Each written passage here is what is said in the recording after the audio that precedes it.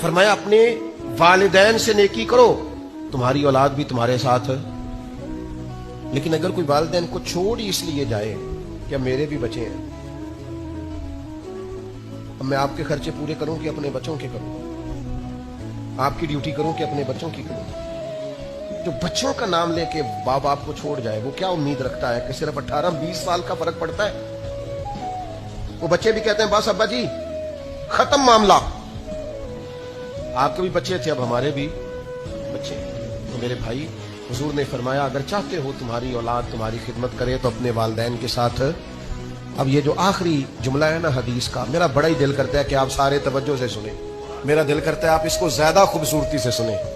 پہلا حضور نے فرمایا اس حدیث میں جملہ کریم فرمانے لگے اگر تم چاہتے ہو کہ تمہارے گھر میں عورتوں کی عزت عفت عصمت محفوظ رہے تو دوسروں کی عورتوں کی عزتوں کی حفاظت کرو۔ اگر تم چاہتے ہو تمہاری اولاد تمہاری فرما برداری کرے تو اپنے ماں باپ کی فرما برداری کرو۔ اور تیسرے نمبر پر نبی پاک علیہ السلام نے فرمایا جس کا بھائی اس کے پاس معذرت لے کے آیا اور اس نے اس کی معذرت قبول نہ کی وہ میرے حوض کوثر پہ نہیں آ سکے گا۔